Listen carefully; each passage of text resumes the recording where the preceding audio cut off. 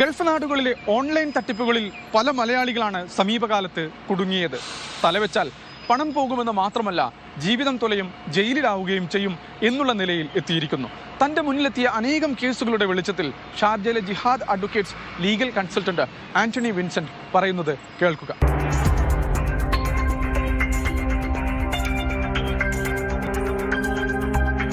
Online തട്ടിപ്പുകാർ ഒന്നാകെ ഇപ്പോൾ part time ജോലി ഓഫർ ചെയ്തുള്ള തട്ടിപ്പുകൾക്ക് പുറകെയാണ്. തലവെച്ചാൽ പണം പോകും, ഒപ്പം ജയിലിലുമാകും, കേസിലും കുടുങ്ങും എന്ന സ്ഥിതി ഏറ്റവും അധികം വരുന്നത് ഇപ്പോൾ ഈ വ്യാജ മെസ്സേജുകൾ പിന്തുടർന്നുള്ള കെണിയിലൂടെയാണ്. വീട്ടിലിരുന്നു കൊണ്ട് അല്ലെങ്കിൽ ഇവരുടെ ലീഷർ ടൈം കൊണ്ട് പണം സമ്പാദിക്കുക എന്നുള്ള ഒരു കൺസെപ്റ്റ്. പക്ഷേ നമ്മൾ ചെയ്യുന്ന ട്രേഡ് ഏത് പ്ലാറ്റ്ഫോമിലാണ്, അതിന്റെ സെക്യൂരിറ്റി എത്രത്തോളം ഉണ്ട് എന്നും ഒന്നും അറിയാതെയാണ് കൊണ്ട് ഇൻവെസ്റ്റ് ചെയ്യുന്നത്. അപ്പൊ എന്ത് സംഭവിക്കുമെങ്കിൽ ഇവർ ആദ്യം ഒരു ഇൻവെസ്റ്റ്മെന്റ് ചെയ്യും, അവർക്ക് ഒരു നല്ല റിട്ടേൺസ് കിട്ടും. അത് കഴിയുമ്പോൾ ചിലപ്പോൾ ഒരു വെറും 5,000 ഒക്കെ ആയിരിക്കും. പിന്നെ അവർ ചോദിക്കുന്ന ഒരു 15,000 കൂടി ഇട്ടാലാണ് നിങ്ങൾക്ക് ഈ പൈസ വരുള്ളൂ എന്ന് പറയും. അപ്പോൾ വീണ്ടും നമ്മൾ എവിടുന്നെങ്കിലും ഒക്കെ അറേഞ്ച് ചെയ്ത് ഒരു 15,000 ഇടും. പിന്നെ പറയും നിങ്ങൾക്ക് ഈ പൈസ മൊത്തം വരണമെങ്കിൽ നിങ്ങൾ ഒരു 25,000 കൂടി ഇടണം.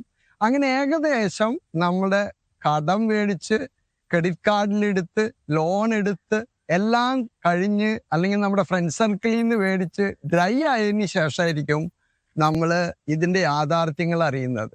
പലപ്പോഴും ഈ യാഥാർത്ഥ്യങ്ങൾ അറിഞ്ഞാൽ തന്നെ അത് മറ്റുള്ളവരായിട്ട് ഷെയർ ചെയ്യാനും അവർക്ക് വലിയ നാണക്കേടാണ്. അപ്പോൾ ഒരു കാരണവശാലും നമുക്ക് അൺഓതറൈസ്ഡ് ആയിട്ടുള്ള ചില ഇൻവെസ്റ്റ്മെന്റിൽ അല്ലെങ്കിൽ വേറെ തരം ചില ട്രേഡിങ്ങിൽ നമ്മൾ ഉൾപ്പെടാതിരിക്കാൻ ശ്രമിക്കുന്നതാണ് ഏറ്റവും നല്ലത്. പ്രത്യേകിച്ച് നമ്മുടെ ഗൾഫിലൊക്കെ വളരെ ചെറിയ സമ്പാദ്യത്തിൽ ചെറിയ സാലറിയിൽ ജീവിക്കുന്ന വ്യക്തികളാണ്. ഓരോ മാസം ശമ്പളം കിട്ടിയാൽ പോലും നമുക്ക് അത് തികയാത്ത അവസ്ഥയിലാണ് നമ്മൾ. പക്ഷെ ഇത്രയും വലിയൊരു ലാബിലിറ്റി വന്നു കഴിഞ്ഞാൽ നമുക്ക് ഇവിടെ നിന്ന് പോകാൻ പറ്റില്ല, നമ്മുടെ ലൈഫ് തന്നെ മാറും. ഡെബിറ്റ് കാർഡുകളിൽ നിന്ന് പണം പോകുന്നത് പല വഴിക്കാണ്. പോലീസ് ഓഫീസർമാർ എന്ന പേരിൽ, ബാങ്കിൽ നിന്ന പേരിൽ ഉള്ള തട്ടിപ്പുകൾ കാലങ്ങളായി തുടങ്ങിയിട്ട്, പക്ഷെ ഇന്നും തട്ടിപ്പുകാർ അത് നിർബാധം തുടരുന്നു. ചില കേസിൽ നിങ്ങൾ എമിറേറ്റ്സ് ID അപ്ഡേറ്റ് ചെയ്യണം എന്ന് പറഞ്ഞു, എമിറേറ്റ്സ് ID അപ്ഡേറ്റ് ചെയ്യണം, അതിന് എമിറേറ്റ്സ് ID എൻ്റർ ചെയ്യാൻ പറയും. ചില സമയത്ത് പോലീസ് സ്റ്റേഷനിൽ നിന്നാന്ന് പറയും, ചില സമയത്ത് കോർട്ടിൽ നിന്നാന്ന് പറയും. ഇത്തരം സാഹചര്യങ്ങളിൽ നമുക്ക് ഒന്നേ ചെയ്യാൻ പറ്റുള്ളൂ, നമ്മുടെ ഒരു തരത്തിലുള്ള പേഴ്സണൽ ഡീറ്റെയിൽസ് ഷെയർ ചെയ്യാതിരിക്കുക. ബാങ്കോ അല്ലെങ്കിൽ ഗവൺമെന്റിന്റെ ഒരു ഭാഗത്തുനിന്നും നിങ്ങളുടെ ഒരു ഡീറ്റെയിലും ചോദിച്ചുകൊണ്ട് ഇത്തരത്തിലുള്ള കോൾസോ മെസ്സേജുകളോ അവർ അയക്കില്ല.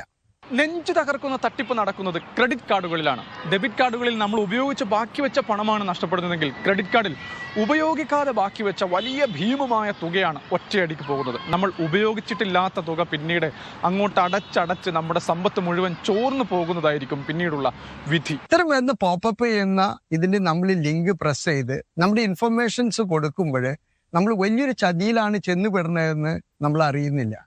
അതുകൊണ്ട് ഇത്തരം പോപ്പപ്പ് ചെയ്യുന്ന കാര്യങ്ങളിൽ നമ്മൾ ട്രാപ്പിൽ ചെയ്യാതിരിക്കാൻ വേണ്ടിയിട്ട് യൂസ് ചെയ്യാതിരിക്കുക എന്ന് മാത്രമേ പറയാൻ പറ്റുള്ളൂ. അത് ഡൗൺലോഡ് ചെയ്യാതിരിക്കുക, അത് യൂസ് ചെയ്യാതിരിക്കുക. നമുക്ക് ആവശ്യമില്ലാത്ത ഒരു തരം ആപ്സും നമ്മൾ ഡൗൺലോഡ് ചെയ്യാതിരിക്കുക. ലാഭം കണ്ട് ഏതെങ്കിലും കാര്യത്തിൽ നമ്മൾ ഇൻവോൾവ് ചെയ്ത് എവിടെ ലാഭമുണ്ടോ അവിടെ ചതി ഉണ്ടെന്ന് നമ്മൾ മനസ്സിലാക്കേണ്ടതുണ്ട്.